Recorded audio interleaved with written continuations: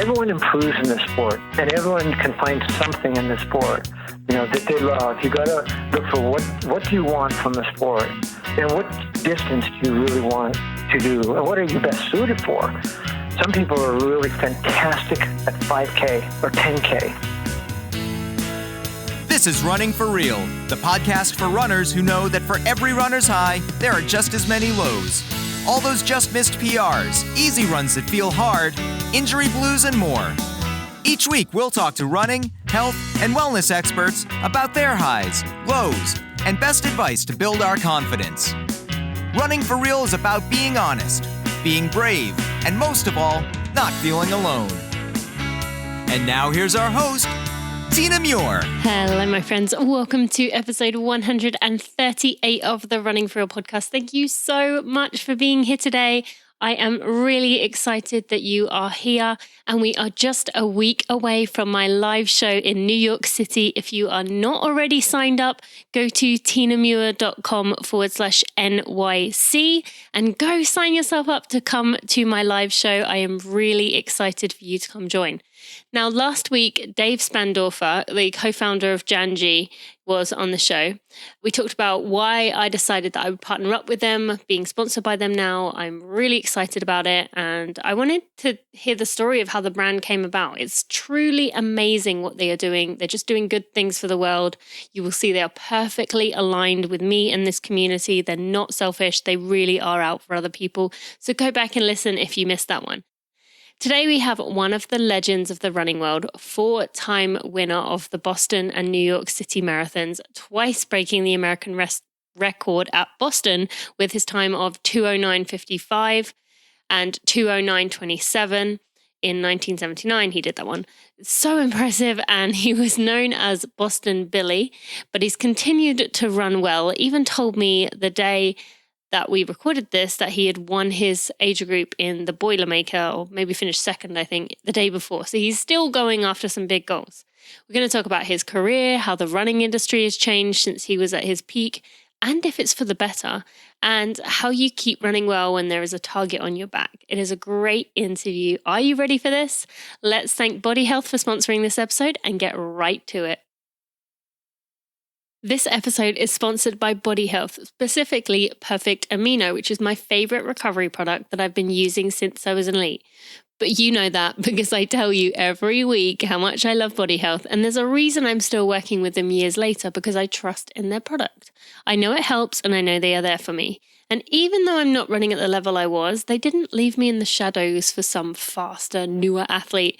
They stayed with me and continued to support me. And those of you who already take Perfect Amino every day, and there are a lot of you, tell me often how much better you feel, and it makes my heart so happy when you reach out to tell me just how much of a difference it's made in your training. Body Health was founded by Dr. David Minkoff, who, by the way, has a new book out, which is called The Search for the Perfect Protein. Dr. David is an MD who founded Body Health in 2000, and his practice concentrates on alternative and complementary approaches to health. Body Health has a whole host of products to help give your body a boost, and especially if your body is working through something stressful like an injury, surgery, overcoming surgery, I should say, sickness, pregnancy, or anything else. That means it's working hard. Body Health products are going to be there to support you. Body Health contains all 8 essential amino acids we need, so if you're pretty bad at taking your protein like I am, this will help you pick up some of the slack. I like taking 5 tablets per day of Perfect Amino, knowing it gives me the equivalent of 18 grams of protein, quick and easy. You can get 10% off the entire Body Health site by visiting tinamuir.com/aminos. That's TINAMUIR.com/aminos. Bill, thank you so much for joining me today on the Running for Real podcast. This is such an honor to have you on the show. I think, I've had a variety of people come on the show at the elite level, through various years, but I think your resume, your running list of accomplishments, 4-time winner of Boston and New York, and twice breaking the American record at Boston, I think that has to be, you must be the most celebrated with recognition and awards and accomplishments person that I've had on this show. So thank you for joining me. I know your time is precious and I appreciate it. Thanks a lot, Tina. I'm glad to be on your show and to talk with you and, cover some of the topics that I've read some information you've sent me. And, I think anything that we all can do to reach out to the people who aren't out there yet, is important, And so the more we can all do that, it doesn't matter where you are in the sport. If you're a raw beginner or if you've been around 100 years like me, then it counts big time. But I know podcasts, reach a lot of people. So it's definitely good for me. I'm very happy. different to when you were training, right? I don't suppose you listened to anything during any of your training, did you? You mean on the run? Yeah. While I was on the run? Yeah. No, I never really did. I ran without a watch. Hey, even before that, when I was in high school, I ran with a stopwatch like Pablo Nurmi.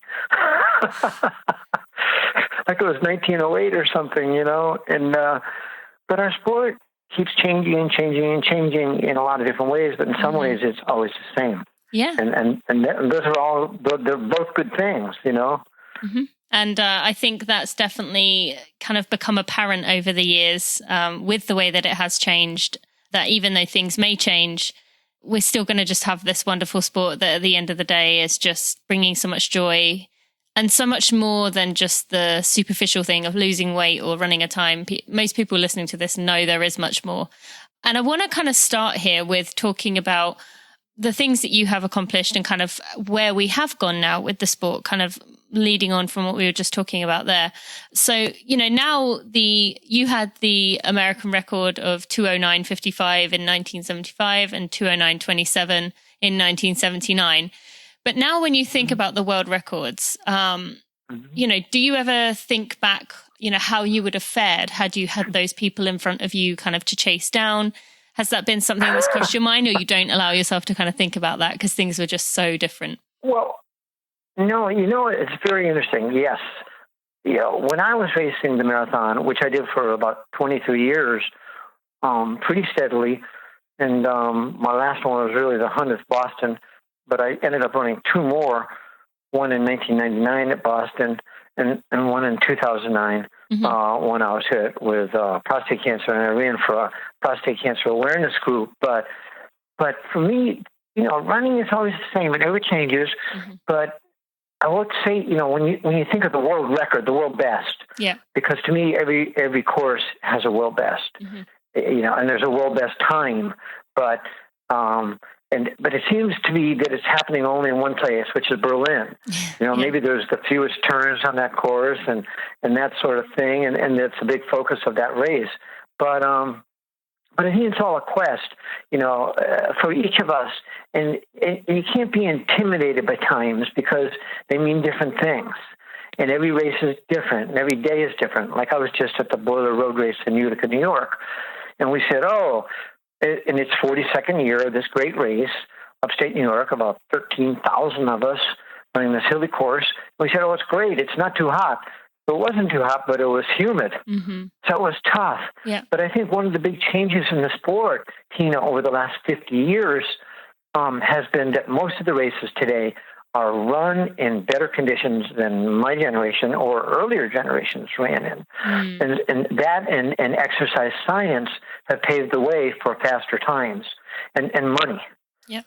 Money is a major factor in this sport, just like it is in any sport and life in general. Do you think that's good or a bad thing? I think it's both. Okay. It's good. I think I always have been to be honest, Tina, I really think marathoners, distance runners, track athletes in general are the lowest paid, highest level athletes on the planet. That is for sure. And I don't know what Ilya Kipchoge was paid to run Berlin or London or whatever. I'm sure it was pretty high, but it was nothing compared to what basketball players, baseball players, soccer players, football players, tennis players, what they make. So we're still a ways away. And I think it's because our sport is still pretty new to dealing with paying people money. We were amateur for 100 years practically before the sport really changed. And I think the dollar amount should be higher, Does any part of you worry, though, that if it did keep getting higher like that, then it would just become about the money, whereas there's something special about our sport that, okay, yeah, those people are still being paid, but it might kind of attract some people to the wrong kind of people who are prepared to, cut corners to get that money? Oh, yeah, of course. But you know what, Tina? I think corners have always been cut in all sports. Someone was reminding me that the other day, because I've always been a ranter and raver about the Olympic Games. I love the Olympic Games, the purity, what they stand for. You run for your country. We don't need to be paid there. It's just the honor. And honor to me is everything. Well, not quite everything, but it's very important. Money counts too, though, and I was glad that tried to help change the sport in 1981 in the United States by working with the Association of Road Racing Athletes and about 30 top racers and Olympians, mainly from the U.S., but also people like Anne Audain from New Zealand, Olympian from New Zealand. I've had her on the show before, yeah. Yeah, great athletes. And we fought hard after the Olympic boycott in 1980 stopped Americans from participating in the Olympic Games. I just read a great book about the boycott and the political. It was politics, and President Carter wanted to be elected again, and I understand that. Big power politics, and we were just pawns. But we said, that's okay. But in the meantime, we're going to be paid for what we do. And you know what? I think we're pretty good athletes, and I think we deserve it. After all, why should everyone else be paid at all these big events? Why should sponsors and advertisers and TV people and everyone else make a living at it? But the runners, it was so backwards. Yeah. Our sport was backwards for 100 years. Women were held back by the International Olympic Committee, and they held back men and women from reaching their best, I think. And my perspective, Tina, was once money came in, the public would have more interest, because they do in other sports. Once there's prize money or something to understand at a different angle, where all the other sports are offering money, it would play a role, And I think that has happened, and I think that's partly been responsible for, like, John Hancock coming forward and being the sponsor at Boston, and TCS at New York and London, Virgin coming in and worldwide. We need sponsors. We need media coverage, because this sport has the ultimate, I think, for people. It lifts everybody up. It lifts everybody up for their health and fitness, and why that's not being understood by the healthcare industry, or maybe it is and they just don't care. But I wish it was understood more, on a global scale. And because that's our final power and strength, I think. But it's hard to get that talked about. Yeah, absolutely. But, things like this, like you talking about it, there's plenty of people listening. This is, we all do have a voice, and more athletes are starting to speak up about these things, and just, I especially see it in America in general, all the talk around the women's soccer team about equal pay. Well, that will rub off onto all the other sports as well. So it is good to get the conversation going. Yeah. Does any part of you... Go on.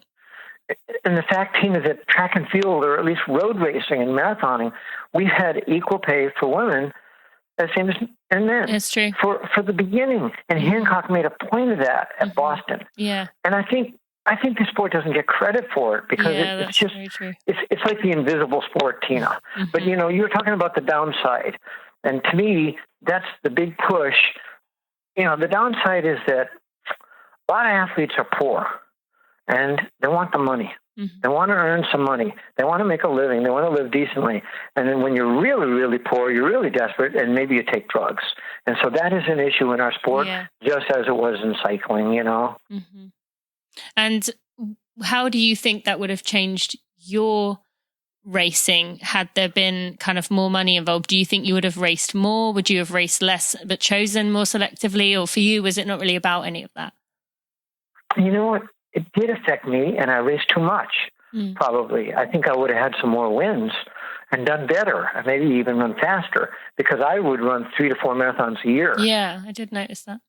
And many of the professionals of those days, Patty Dillon, Benji Durden, Ron Tabb from the U.S., Ron Hill from England, a lot of the runners, all of our generation, overdid it. We were also beaten up because races started too late in the day.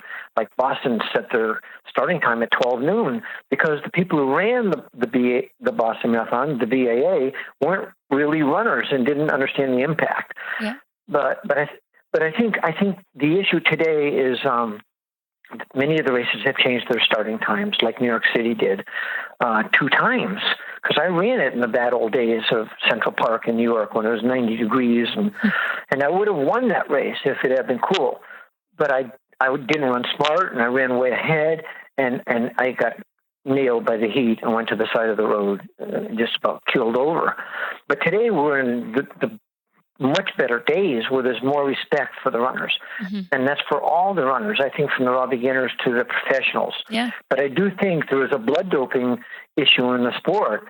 And so it's a good thing to see this athletics integrity unit coming up now that will go into small towns or areas where people haven't been tested the last 10 or 15 years. Yeah. Yeah, and that is definitely a good thing that is coming through, and hopefully we can continue to make strides towards catching people who aren't doing things, as they should be or as is morally right. And you mentioned, Boston and New York changing the start times. What other changes has there been? I mean, New York, obviously, from what I've heard, what I've read, was a very small race for quite a while. No real recreational runners were in it. But how have those 2 races changed since you were kind of doing them year after year? Yeah, absolutely, night and day. Of course, the women's side of the sport, which the International Olympic Committee did not allow women to run distance races ever since the 1928 Olympics, when women keeled over in the heat and the track and the 28 Olympic Games, and it was mainly guy sports writers who didn't know anything about the sport really, and didn't look around the corner and see all the men were keeling over too. So it's just a fact, it was too hot, and sometimes the Olympics are brutal for some of the athletes in some of these longer events, but even the 800's a brutal event. And, but I think, this happened in Boston when Roberta Gibb, the first woman ever to run the Boston Marathon, she wanted to run. Her dad didn't want her to run. It's partly a guy thing, a patriarchal old view of women, that they're not, they can't handle this. Well, wake up, buddy. I always felt women are tougher than guys and more competitive than a lot of us. And I just think that, Boston was backwards. And when Jack Semple went out in 1967, when Roberta won her second Boston and Kathy Switzer also entered the race and tried to tear her number off her jersey, it was kind of almost a blessing, because the only way sometimes you can change the sport is to break the rules. And Jack didn't know any better. He was an older guy. He just didn't know he was following the Olympic rules. But that photo went around the world, and it did help change the sport. And all the guy runners always wanted women to be in the sport, but it was some of the officials. And Jack was a former marathoner, but he was dealing with the International Olympic Committee, which said if you allow people to take part in your sport who are breaking the rules, it was called the contamination rule, of all things, then your race could be banned, could be kicked out. Hard to believe today, but that's the way it was. Wow, that is interesting. So, kind of makes a bit more sense. It makes you feel a bit more empathy towards him with kind of what he did in that situation. And I'm sure there's plenty of situations like that you've kind of come across over the years that are very different now with the way that races are done. Well, New York, for example, New York City Marathon, I ran there in 74, and the 4th year in Central Park. But one of my good buddies was one of the first guys to be a wheelchair racer. His name was Bob Hall, and he ran Boston, I forget what year it was, 75. Because I won the men's that year. That was my breakthrough race. And Bob and I were both in the same run club, Greater Boston Track Club. And he was told by the BAA, we'll give you a number, but you can't have a medal unless you break 3 hours. Well, he did 2:58 in a hospital wheelchair. But at the same time, shortly after, he wanted to do New York. So I actually went to New York City with Bobby, and we met with Vince Chiappetta, one of the founders or key people at the New York Roadrunners Club. And the New York Roadrunners Club was very adamant against allowing wheelchair racers to compete. And Fred LeBeau felt the same way. He was afraid a wheelchair racer would smash into a runner and break their leg or hurt them badly, and they would be sued. Well, everything has changed at New York. Now they're in the entire sport. But Boston was a little more willing to give that a try, maybe because Bobby Hall was a Boston area guy. But I think we can see how our sport has changed, on the wheelchair competition side, and also people with various levels of so-called disabilities, that also the women's participation side, which is now equal to or is bigger than the men's. Yeah, which is a good thing. And it's nice to hear you saying about how you appreciate these good things that have changed, because, it can be quite difficult for people sometimes when they've grown up with it one way to be okay with it being anything but that. So thank you for kind of doing your part to say how important it is to bring in, various diversities and just groups and people into the race. Well, I have two daughters. So in the women's side, and I'd always known women runners. I knew Jackie Hansen, Roberta Gibb, Kathy Switzer, and Nina Kusick, and some, I read about some of the other women from around the world. But I think our sport is a different kind of sport. And so a lot of the public I think they're finding out about our sport through these big marathons, like London, Berlin, Tokyo. We're a global sport, for one thing. Yeah. And maybe only soccer is the only other truly global sport. When you look at other sports, they're just in one country, maybe, like baseball, mainly in America and Japan. Yeah, that's that's about it. But this is global power. Our sport has so much power, and the sport is starting to flex its muscles, I think. Mm-hmm. But I think we're still not there yet. When I talk about the health and fitness thing, how come we don't have all these big healthcare companies and insurance companies? I know Cigna is involved with the Disney Marathon, but I always wonder, why aren't they out there in a major way? That's true. Reaching out to the public, I wonder if any part of it is because, every now and again there is someone who has a heart attack in a race and passes away during the race, and they just get scared because of that. It's the whole thing of people are scared of, flying on a plane, but they drive in cars every day. Yeah, you're more likely to, Maybe, Well, the media will hype, unfortunately, sometimes these things because we're supposed to be healthy, and all that. But no one's invulnerable. There's no Superman or Superwoman, though there are some who come close, I guess. But, you being one. But, no, not me. Not me. I dropped out of 8 marathons, and I had a bunch of others that went pretty bad, not the way I wanted, but I wasn't really a very good planner with my marathoning all the time, but I love the sport. But I do think I think part of it is that the business side of healthcare, and that will have to change. And I think runners and active people, cyclists, swimmers, soccer players, they're helping to change what sports stand for. And to me, not only is it trying to get along with everyone else, which we do pretty good, and I think, and we do that better than a lot of other sports where fistfights seem to end the match, But in this sport, when I travel to other countries, and I've raced on 5 continents, and I've won a marathon on 5 continents, and I meet the other people and talk to them, whether they're from Russia or from Holland or from Asia, we all get along. Mm-hmm. And it's like, I'm always wondering, how come everyone else doesn't get along? That is true. You know what I mean? True. I think it's because running is just, we've kind of discovered that, as we said at the very beginning, there's so much more to running than just the superficial stuff. So it's the chicken or the egg thing of, are runners better people, or is it running that makes people, just feel happier and more content and therefore more accommodating and understanding? So it's true. Interesting. This is like, I think, Tina, this is the fountain of youth without drugs. That's what it is. And it's true for everybody. Mm-hmm. And that's one reason why the sport is booming. People have a friend who gets them out the door. Yeah. And their friend is doing better in their job. They lost 50 or 100 pounds or something. I mean, this sport is truly a life-changing sport. Mm-hmm. You can't say that about a lot of sports. No. You really can't. Yeah. But this one we can. Very true. I just wish I could get my family to start running, but absolutely adamant they're not runners. But anyway, I want to talk about you and your running a bit more, like some of the specific things. But to start with, I've mentioned some of the good things, but you mentioned there that you had a few DNFs. You had, which did not finish for anyone who doesn't know.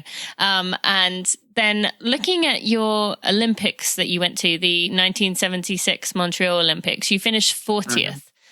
Now, something tells me that performance wasn't kind of what you hoped, what you expected.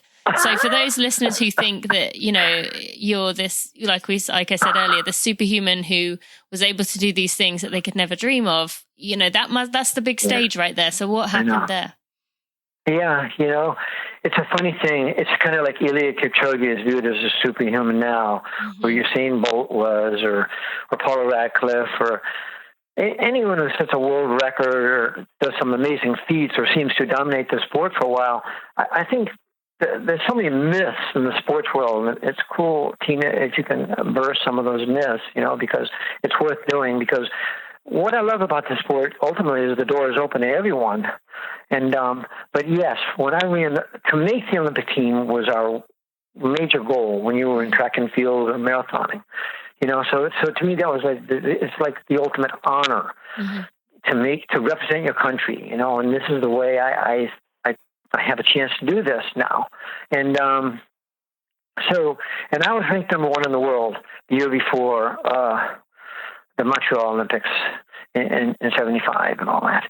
So to bomb out, to have a bad day, I was crushed. And I remember sitting in the Olympic stands when it was getting dark at night and alone, and that hurt.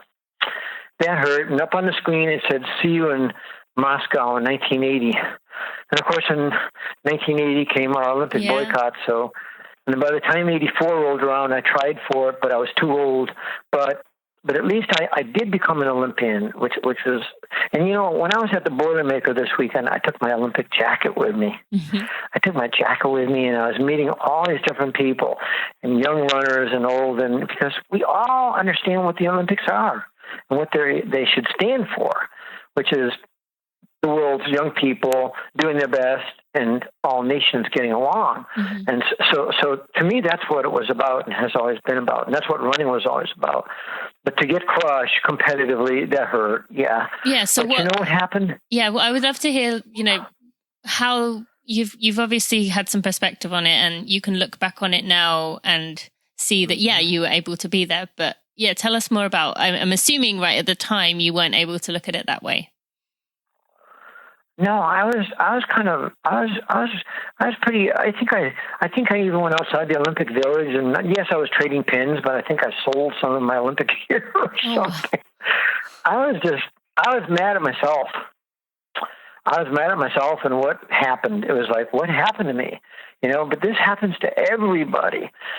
It happens to everybody, not in life and in sports world. In the end, it's not the end of the world. What happened was, and along came, Fred LeBeau came to the Falmouth Road Race in Cape Cod, Massachusetts, where the Olympic gold medalist Frank Shorter and I had raced for a few years. And we were taking turns beating each other. And Fred LeBeau invited Frank and I to compete in the first 5-borough New York City Marathon. And we were both a little skeptical, like, can they really pull this off? Run through New York City, the main streets, one of the biggest, most intense cities on the planet. But that became my Olympic race. And it was a beautiful, cool weather day, and I felt good, and I won the race.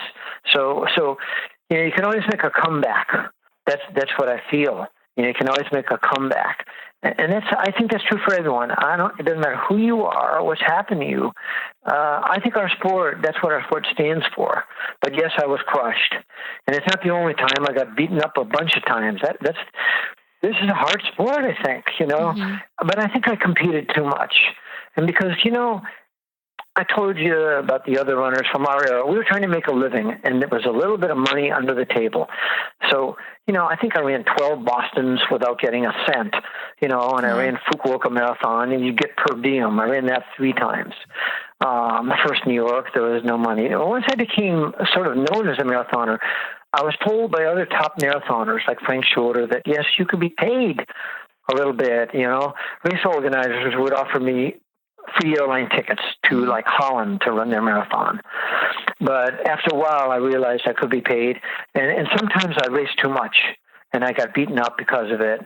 It's a very tricky thing. Today, the pros run 2 marathons a year, something like that, you know.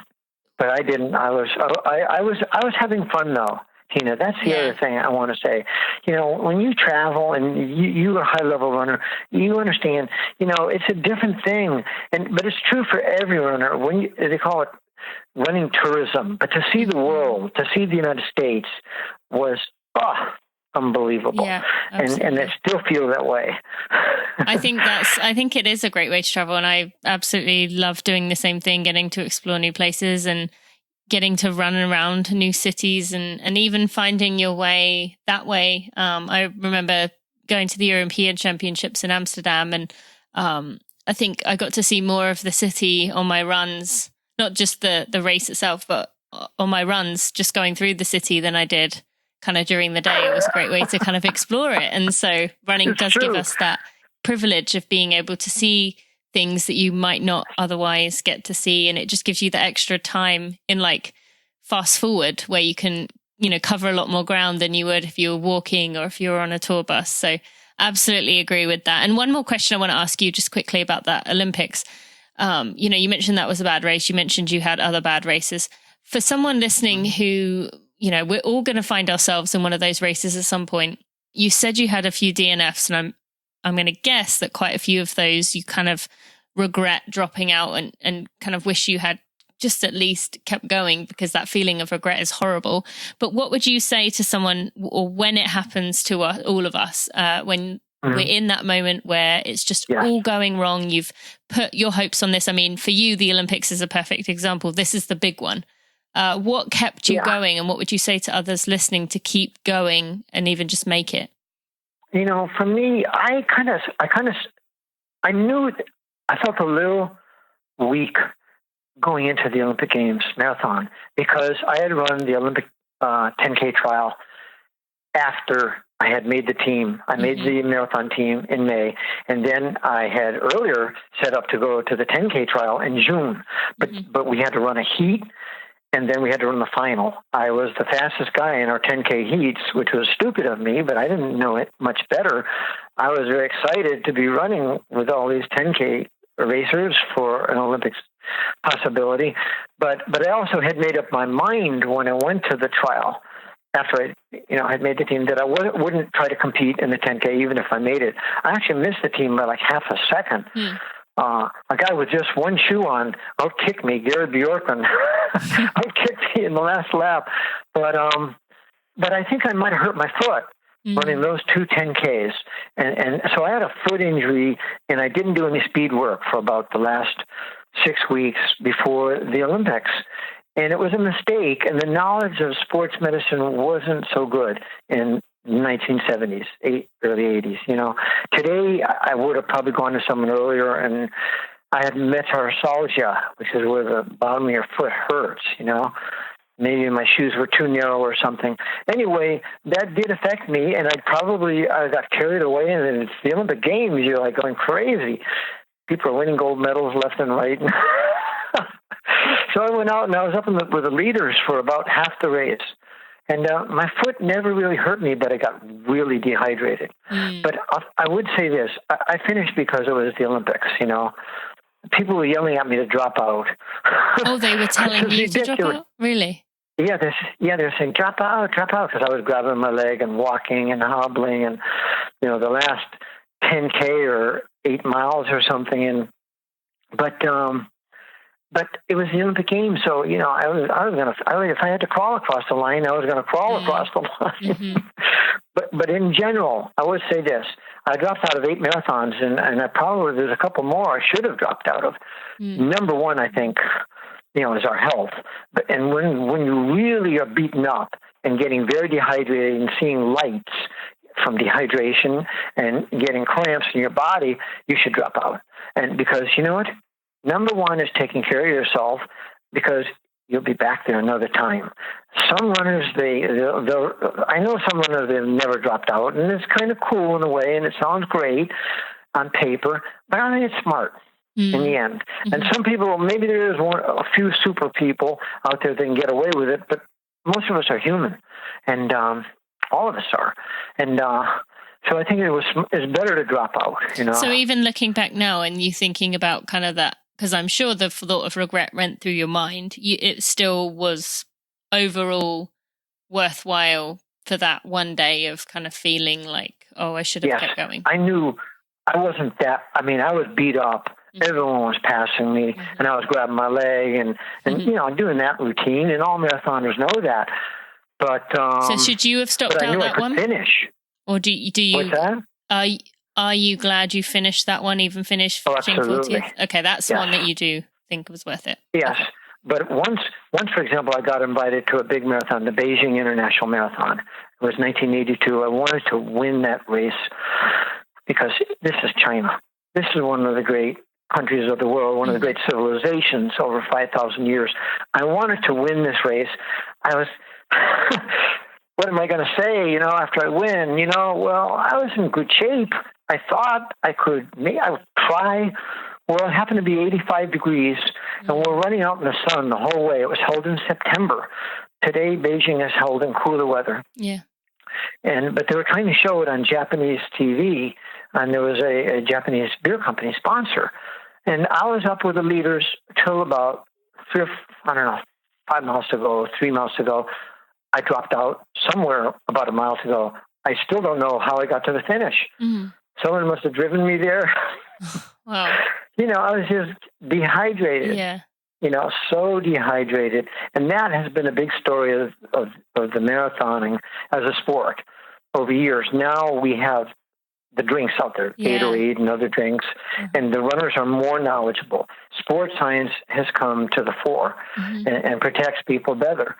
But you can still look at Paula Radcliffe in Athens. Yeah, that was here the example. She was. Yeah, I was thinking of when you mentioned that earlier. Yeah, the top woman marathoner of the day, the time, and you think she's going to take the gold.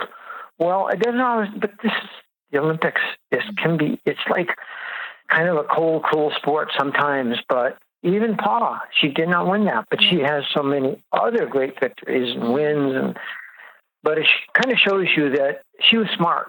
Yeah. She went to the side of the road, and it was hard. I saw her on TV. It's kind of heartbreaking. Oh, yeah. But it kind of shows you that, and I think for the average new runner, think about this. And here you saw the greatest woman marathoner, one of the greats of all time, stopped. She couldn't do it that day. But that's okay. Mm-hmm. You know what I mean? Yep. That's okay. I agree. And I think everyone can take a lesson from this, that we're all going to have bad days. We're all going to struggle sometimes. We're all going to have races we have to drop out of. So when it's your turn, have a bit of a cry, have a bit of a sulk, but dust yourself off and try again. And one other race I wanted to ask you about, the 1974 New York City Marathon, you finished 5th, but you ran 2:36. Now that's my PR time. So I'm wondering what happened there. Was that like a Boston 2017? Because finishing 5th in that time is not what I would have expected. Yeah, absolutely. Well, what happened was I in 74, I was a 2:19 marathoner, I think, and I thought I could win the race. I wanted to win the race because first prize was a trip to Greece, to Olympia, Greece, sponsored by Olympic Airways. And I told you, about how all of us think of the Olympic Games and what it means. And so I'm going to go to New York. I took off. It was 4 laps of Central Park. I don't know if you run Central Park. It's very hilly. I've run on it, not raced, Yeah. So it's a tough course, that old course, which, by the way, my good friend Tom Fleming won twice ahead of me and everything. But I never really liked the heat, but I still thought I could win. So for 3 laps, I was ahead. In the end, I got extremely dehydrated and was over on the side of the road. a fellow from Staten Island, Art Hall, a member of the New York Roadrunners Club, came running over to me and said, "Bill, are you okay?" He knew what I was or something, and gave me some water. This is what runners do. And because it takes some help from a friend.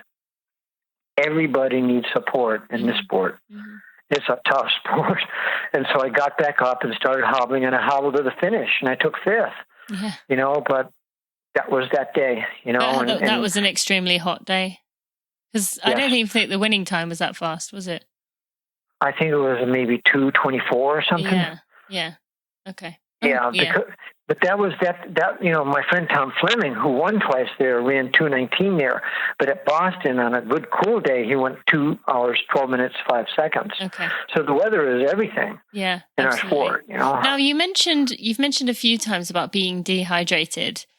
When this kept happening, was there just not the knowledge to kind of know, okay, this keeps happening to me, I need to make sure that I can get some fluid in, or what were you and your friends, your team, your support kind of thinking when you kept getting these situations, or was this just part of the sport? It was part of the sport, Tina. Mm-hmm.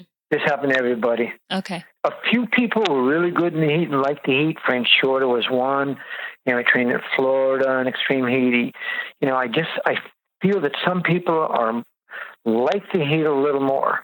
I think Joan Benoit Samuelson might be that way. She took LA 84 in heat.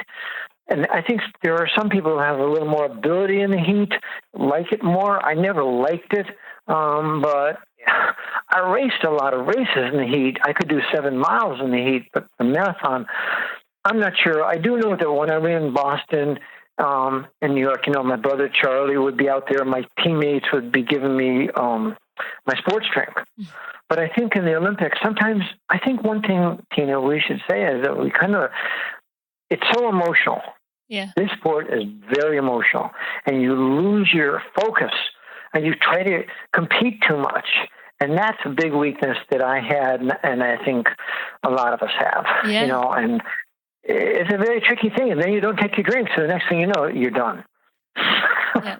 I've had that experience as well. So I definitely know what you're talking about. And it just kind of, made me think about it, because I remember, I think it was Dick Beardsley once talking about running Boston and how there wasn't any fuel on the course, but people would, fill a cup with their hose pipes and just kind of hand it to you, and you had no idea what was in it. You just kind of took it and hoped for the best kind of thing. So yeah, it's hard for us to imagine nowadays, like that kind of world. And you mentioned about, the watch situation, now everyone is very obsessed with their watches, their GPS watches, and that just, there's so much, a bit too much thought that goes into that. Yeah. In the 70s, when I began marathoning, and I'm a runner from the 60s, but generally I didn't run with a watch. I was a little, there were no of these, GPS watches and so forth. You ran against whoever was there. Yeah. And sometimes they were for real, and other times they weren't, I remember one year I ran New York City Marathon, and I had already won New York. And so I felt, all right. And I'm from Hartford, Tina, not too far away, and Boston area. And so I thought, this was my kind of Olympic race. I want to win it again. Well, they brought in Lasse Viren, the great Olympic track racer, and 4 Olympic golds. And, but my brother went downstairs to the breakfast room, and he saw Lassie down there having a great big breakfast of bacon and eggs and this and that and everything. Well, at the 15-mile mark, he went over the Queensboro Bridge, and the car was waiting for him. They just brought him in to do promo. You know what I mean? Mm-hmm. Yeah, I think there's still some of that going on now as well. It could be. I don't know, but I think what's happened is our sport is. I do believe, Tina, this might be the most competitive individual sport in the world. Yeah. Oh, yeah. I think don't you think? Yeah, I think so. Definitely. Yeah. With regards to individual sports, absolutely. Where the only other one maybe is golf. But do you think? But golf doesn't seem to be that big in a lot of Africa or that's true. South America. I'm looking at the 5 continents, sort of. Well, and it's so accessible, so easy for anyone to do. Yeah, that's true. Yeah, you're probably right. Yeah. I haven't ever really thought about it before, but I think you're right. And it's definitely growing, and particularly with developing countries, more and more that's becoming a thing they can do. So I think you are right with that one. And I actually want to we're starting to wrap up with the main section here, but I want to ask you, I read in an article where you were interviewed, I think, and you talked about how most people, recreational runners or athletes, and just the everyday people probably listening to this podcast have kind of thought about elite running and running at that level and thinking that it's glamorous and that it's amazing. And obviously there are good things, but you kind of said that most people probably wouldn't want the life that you lived, even if they could have it. And I've always struggled with trying to get that across to people because it does sound great. And of course, there's some amazing perks, like you said, about traveling all over. But people don't realize, you know, the well that you have to go into with your training, just how much you have to give up, how kind of essentially selfish you have to be to get to that kind of level. I just wanted you to kind of explain your thoughts on this, just to show people that, there's always another side to every situation you see. Well, I think if you are lucky enough to you become, and I think most people don't get into any sport, at least it seems in the U.S., because we have this sports system which is very designed for certain sports. And you know what I mean? It's football, baseball, basketball, and maybe soccer. Soccer's coming up, and I'm glad to see that. But the other sports are kind of given a little bit of not so much support. Well, nowhere near as much support.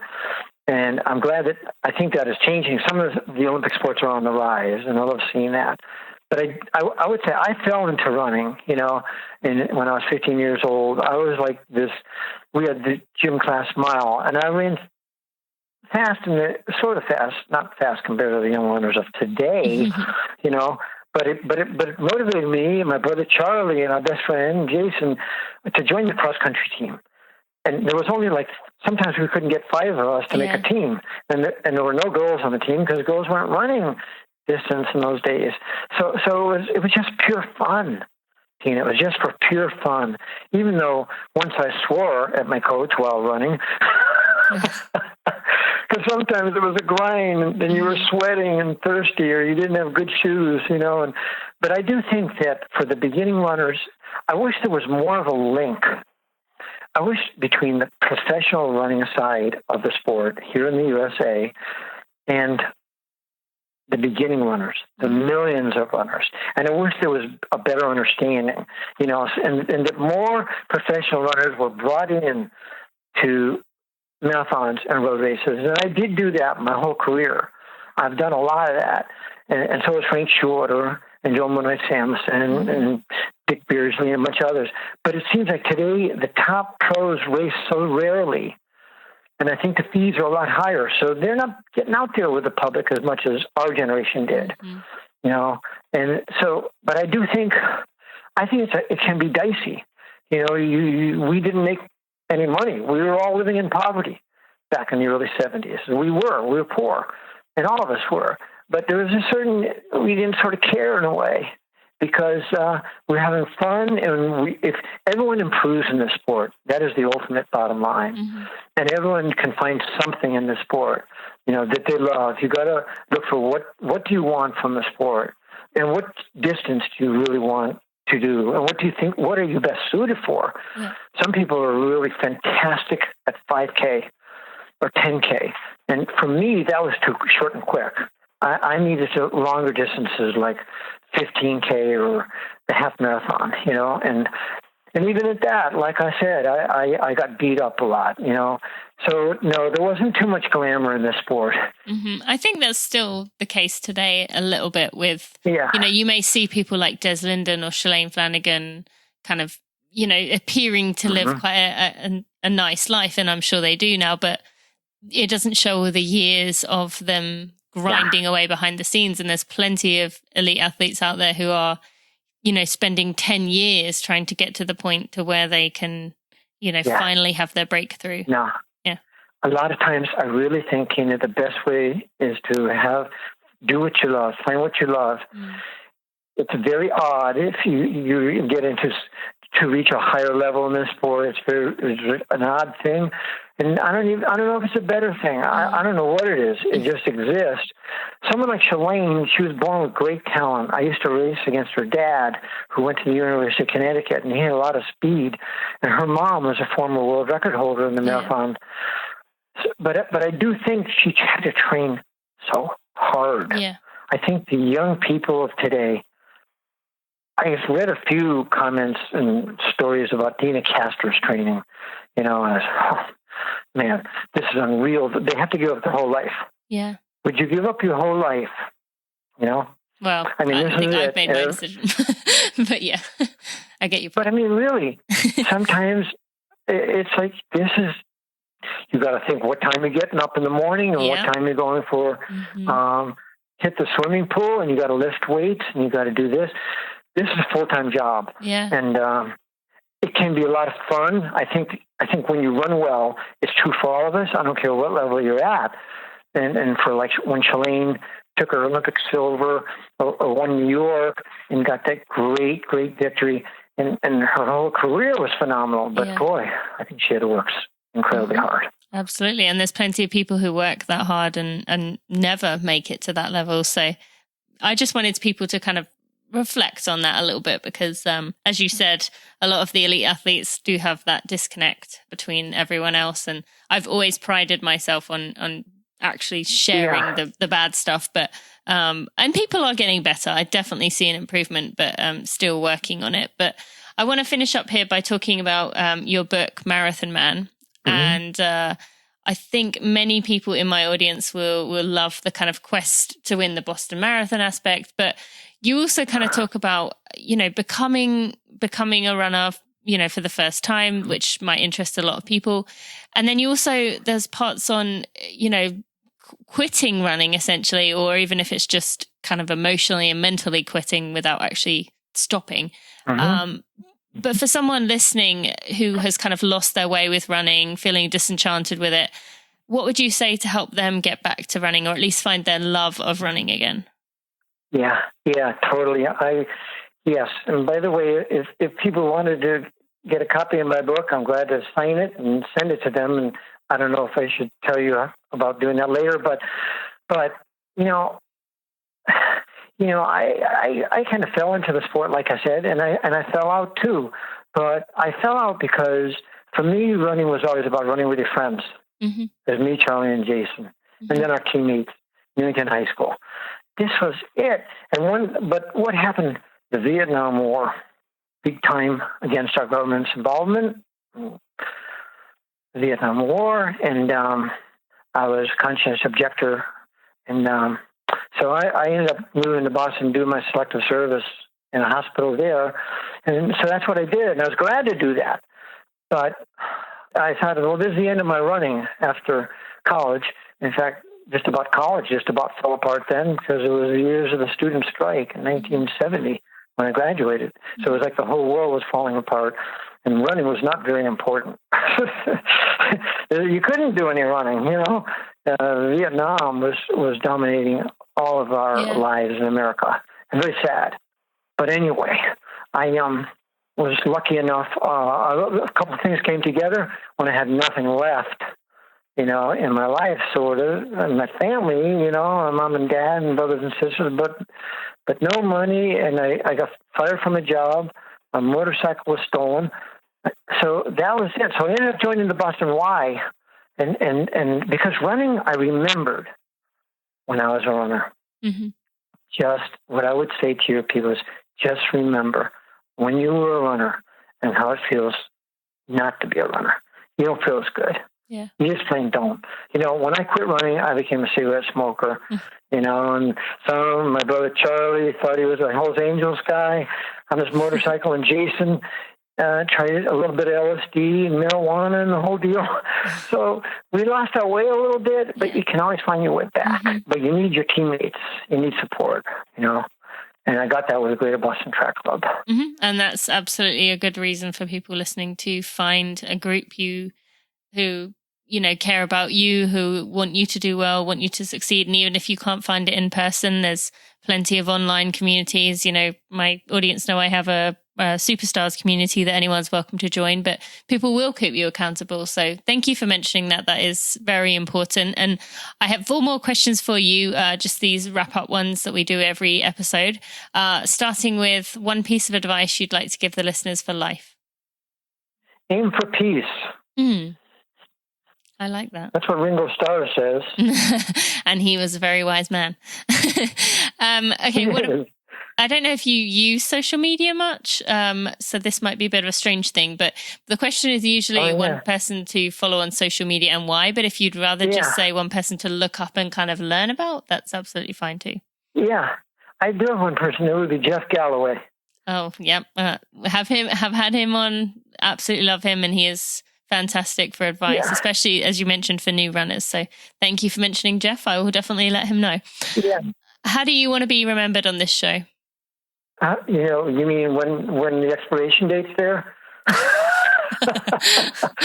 How would I want to be remembered? I don't know. That's a tricky question for anybody. I guess as a runner. Mm-hmm. You definitely proved that. Yeah. Well, thank you so much for that. And what did you used to tell yourself, or what do you tell yourself on the start line before a race? Yes. You know what? I tell myself sometimes a couple of different things, but one, I always remember I was at a race when I was in college, and sometimes I wasn't too psyched to run a race. And my grandfather was there, and he said, just give it a try. And so that's a great way to take the pressure off.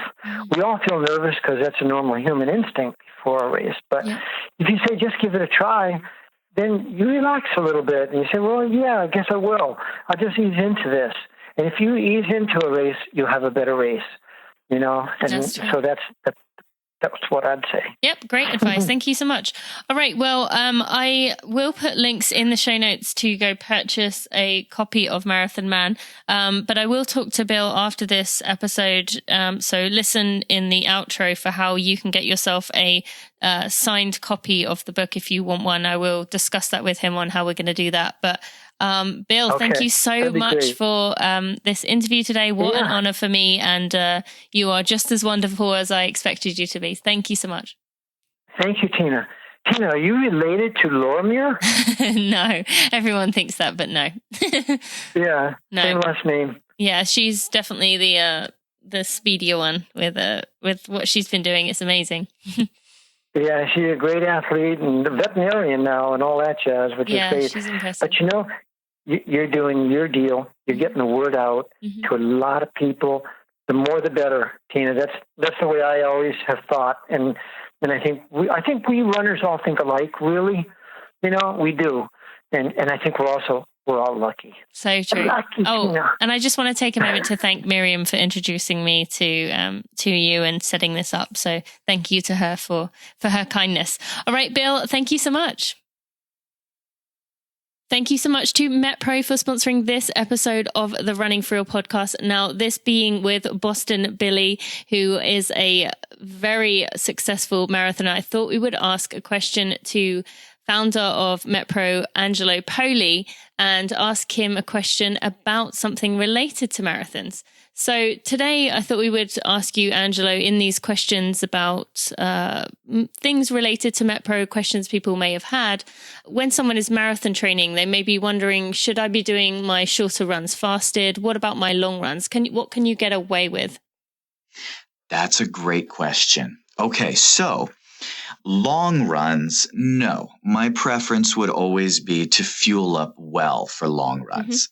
When you're going to be putting that level of demand, and of course, long runs may mean something different for each person, but assuming a long run for you is going to be over an hour and a half, you're going to perform your best. Your body is going to do the best if you're fueled up for it. Now, as far as short runs in a fasting state, the answer is a solid maybe. So it depends on, first, your goals, and second, your body type or genetic predisposition. So if your goal is to also lose weight, then there is a minor benefit to fasting state cardio. However, that is going to be impacted by your body type. So if you're an ectomorph, that's kind of the more petite frame, you don't hold a lot of muscle on your frame naturally, then you may also experience some muscle wasting more readily along with the fat loss if you participate in aerobics in a fasting state. If you're a mesomorph, that's kind of the medium frame, the athletic build that had some muscle, or an endomorph, which is a stockier frame, as long as you tolerate it, I'm less concerned about the fasting state cardio impacting your muscle mass because you have plenty and your natural predisposition is to hold muscle. So in those cases, it may be to your advantage on short run days to experiment with how your body personally tolerates fasting state cardio if your goal is also weight loss mixed in. Okay, great. Thank you for explaining that. And I think that will help a lot, especially as I think that's a question that people might not maybe have the confidence to say that they're trying to lose weight at the same time, but it may be in their mind. So thank you, Angelo. Go to metpro.co/Tina to go get your free consultation and to find out more information about what MetPro offers.